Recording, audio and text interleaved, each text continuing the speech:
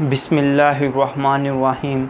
मैं हूं मुख्तार हुसैन और आज हम पंजाब टेक्स्ट बुक्स की जो मैथमेटिक्स की बुक्स हैं इसमें से क्लास 9th की एक्सरसाइज 1.6 के क्वेश्चन नंबर 3 को यहां पे हम डिस्कस करेंगे। क्वेश्चन नंबर 3 में हमसे ये कहा गया है two side of a rectangles differ by 1.5 centimetre, find the dimension of the rectangles if its perimeter is.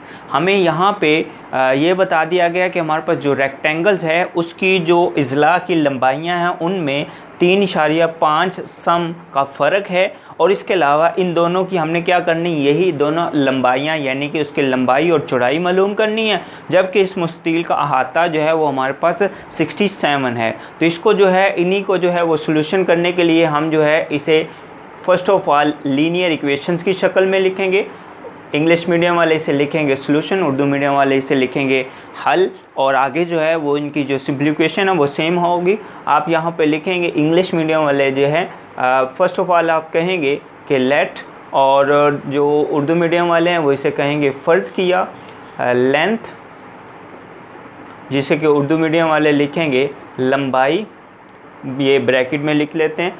Length लंबाई जो है वो हम फ़र्ज़ कर लेंगे वो x है, और उसके बाद विड्थ जिसे उर्दू मीडियम वाले कहेंगे चौड़ाई, और उसे हम कह लेंगे y कह लेंगे। अब इंग्लिश मीडियम वाले इसे लिखेंगे बाय गिवन कंडीशन,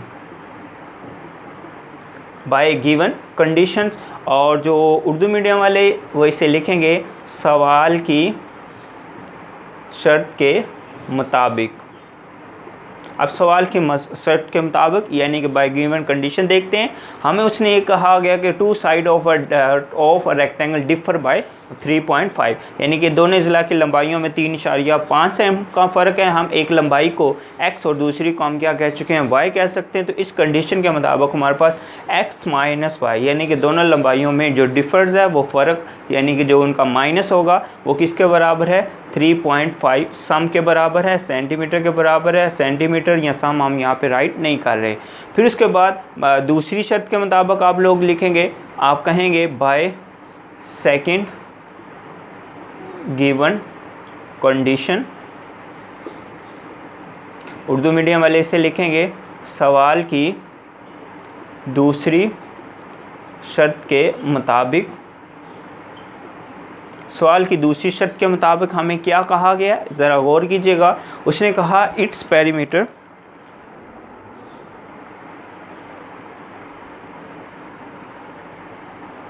सवाल की दूसरी शर्त के मुताबिक हमें क्या कहा गया, इट्स पेरीमीटर इज़ 67 सेंटीमीटर। तो यहाँ पे हमारे पास उसने कहा मुस्ततील का अहाता जो है वो 67 सेंटीमीटर यानी कि सम है। तो मुस्ततील का अहाता जो होता है वो हम जानते हैं कि वो हमारे पास होता है 2 इंटू लेंथ प्लस विड्थ। तो इसकी लेंथ को हम x कह चुके हैं और विड्थ यानी कि चौड़ाई को हम y कह चुके हैं। तो इन दोनों के सम का जो 2 टाइम है या सम का जो दुगना है वो बराबर होता है अहाता के। लेकिन हमें अहाता जो है जो इसका पेरीमीटर है वो 67 दिया गया। तो यूँ हमारे पास ये इक्वेशन बनेगी। इसे थोड़ा सिंप्लीफाई करने के लिए ज़रा देखेगा x प्लस वाई इसी साइड पे रहेगा, ये 2 जब राइट साइड पे आएगा तो राइट साइड पे आके ये 67 को डिवाइड करेगा, जिस बना पे हमें जो है वो 33.5 सेंटीमीटर यहाँ पे हासिल होगा। यहाँ फिर हम सम लिख सकते हैं, लेकिन ना मैं सेंटीमीटर ना जो है वो सम यहाँ पे लिख रहा हूँ। एंड पे जो हमारे पास जवाब आएंगे x और y जो हैं वो सेंटीमीटर में या उर्दू मीडियम वाले उसे सम में राइट कर लेंगे। अब ये दो हमारे पास इक्वेशंस बन चुकी हैं। अब इनको जो सॉल्व करने के लिए हमें क्वेश्चन के शुरू में कहा गया बाय इन्वर्जन मेथड, या फिर आपने इसे क्या करना है क्रैमर के तरीक़ा से बाय क्रैमर रूल या बाय इन्वर्जन मेथड करना है। तो इस क्वेश्चन को हम जो है क्वेश्चन नंबर 2 को हम बाय इन्वर्जन मेथड कर चुके हैं, तो इस क्वेश्चन को हम जो है वो बाय क्रैमर रूल कहेंगे। तो अब सबसे पहले इसे हमने क्या करना है इन मैट्रिक्स फॉर्म, और उर्दू मीडियम वाले इसे लिखेंगे काल्बों की शक्ल में लिखने से। काल्बों की शक्ल में हमने इसे लिखना है। तो काल्बों की शक्ल में लिखने के लिए ज़रा गौर कीजिएगा, इक्वेशन नंबर 1 और इक्वेशन नंबर 2 है। तो इसको काल्बों की शक्ल में लिखने के लिए इसका x कोफिशिएंट का वो जो आपके पास अददी सिरा वो लिखेंगे, फिर इसी लाइन में इसके जो y का अददी सिरा वो लिखेंगे, फिर उसके बाद यहाँ पे दूसरी लाइन के अंदर दूसरी मसावात का x का कोफिशिएंट वो 1 मौजूद है और y का कोफिशिएंट वो भी 1 मौजूद है। फिर उसके बाद हम कॉलम मैट्रिक्स में ये जो वेरिएबल x और y है, पहली लाइन में हमने x की वैल्यू लिखी है तो फर्स्ट लाइन में x ही वेरिएबल आएगा, दूसरी लाइन में हमने y के कोफिशिएंट लिखे हैं तो वो हमारे पास दूसरी लाइन में हमने दूसरी इक्वेशन के वैल्यू लिखी हैं। दूसरे कॉलम में हमने क्या किया है, y वैल्यूज़ लिखे हैं तो इसलिए y जो है वो दूसरी रो में आएगा। इज़ इक्वल टू हमारे पास दोनों इक्वेशंस के अंदर जो राइट साइड पे वैल्यूज़ हैं वो यहाँ पे एक कॉलम की शक्ल में लिखी जाएंगी। तो ये कॉलमों की शक्ल में मैट्रिक्स की फॉर्म में लिखने का तरीक़ाकार है। अब इसको क्योंकि हमने बाय क्रैमर रूल और उर्दू मीडियम वाले इसे लिखेंगे क्रैमर के तरीक़ा के मुताबिक, तो क्रैमर के तरीक़ा के मुताबिक हम जानते हैं कि हमारे पास जो x होता है वो दरअसल x मैट्रिक्स के डिटर्मिनेंट मतलब के मक्ता ओवर में a के मक्ता के इक्वल होता है। तो यहाँ पे हमारे पास x मैट्रिक्स जो है वो ये वाली मैट्रिक्स जो है इसको रीअरेंजिंग फॉर्म होती है, जहाँ जहाँ पे x के वेरिएबल लिखे हैं हमने, x के कोफिशिएंट लिखे हैं, ये 1 और ये 1 लिखा है, इन दोनों की प्लेस पे इक्वल की दूसरी साइड पे जो वैल्यूज़ मौजूद होती हैं ये इस कॉलम की प्लेस पे आ जाते हैं और ये कॉलम a मैट्रिक्स में वैसे ही रहता है। यूँ हम यहाँ पे 1 और 1 की प्लेस पे हम लिख लेते होते हैं 3.5 और इस प्लेस पे हम लिखेंगे 33.5 और फिर उसके बाद ये वाला जो कॉलम है ये a मैट्रिक्स का एज इट इज़ आएगा जब हमने ax मैट्रिक्स राइट करनी है।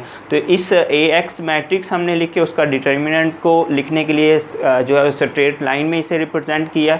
नीचे हमने a मैट्रिक्स का डिटर्मिनेंट लेना है तो यही हमारे पास a मैट्रिक्स होती है, एज इट इज़ इसके एलिमेंट हम यहाँ पे लिखेंगे ताकि हम a मैट्रिक्स का डिटर्मिनेंट यहाँ पे फाइंड कर सकें। अब इसका डिटर्मिनेंट ऊपर वाले हिस्से का लेने के लिए 3.5 ने जब 1 से मल्टीप्लाई करना है तो 3.5 आंसर होगा। डिटर्मिनेंट की शक्ल में दरमियान में माइनस आता है, ये जब इससे मल्टीप्लाई करेगा तो ये जमा और माइनस में ये भी माइनस होगा, जिस बना पे वो माइनस और ये माइनस आपस में मल्टीप्लाई करने की वजह से प्लस हो जाएंगे। 33.5 जब 1 से मल्टीप्लाई करेगा तो 33.5 ही आ जाएगा। उसके बाद नीचे वाले हिस्से का मक्ता लेते हैं, ये 1 से मल्टीप्लाई करेगा तो 1 होगा, दरमियान में माइनस आना है लेकिन ये जमा माइनस 1 मल्टीप्लाई बाय 1 माइनस का 1 होगा, जिसकी वजह से वो माइनस और ये माइनस प्लस हो जाएंगे। अब हमारे पास यहाँ पे हम देख सकते हैं कि इन दोनों को जब हम ऐड करेंगे तो हमारे पास 0.6 और 3 यानी कि 36.0 होगा, उसे हम सिंपल 36 भी लिख सकते हैं और 1 + 1 2 होगा। तो इसे हमने जब डिवाइड करेंगे 36 को 2 पर तो हमारे पास 18 आ जाएगा, क्योंकि हमें पता है ये जो हमारे पास डिफर्स है वो भी सेंटीमीटर में और या फिर सम में दिया गया है और यहाँ पे हमारे पास जो इनके अंदर आता है वो भी सेंटीमीटर में दिया गया था, इसलिए x की वैल्यू सेंटीमीटर में और उर्दू मीडियम वाले इसे जो है वो सम लिख लीजिएगा।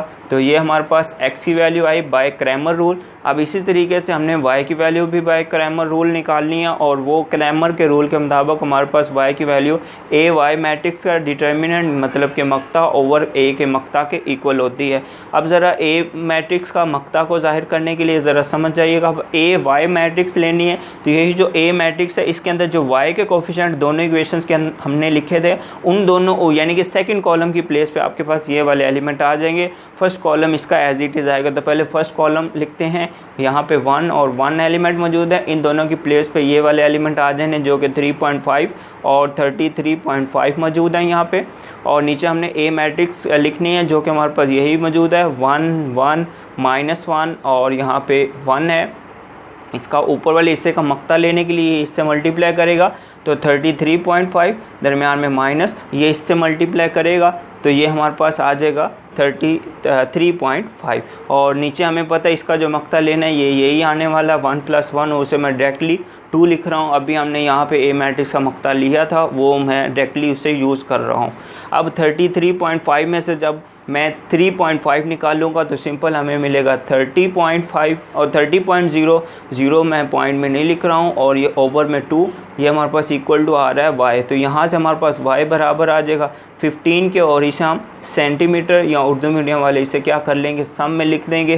तो यूँ जो हमने लेंथ और विड्थ कंसीडर की हुई थी कि रेक्टेंगल की है जो कि हमें उसने कहा था फाइंड करना, तो यूँ हमारे पास ये जो x और y की वैल्यू यही दरअसल उस मुस्ततील की जो हमें पूछा गया उसकी लंबाई और चौड़ाई ही है। तो मैं उम्मीद करूँगा कि क्वेश्चन नंबर 3 को आप लोगों ने अच्छे तरीके से अंडरस्टैंड कर लिया होगा। थैंक यू, अल्लाह हाफिज़।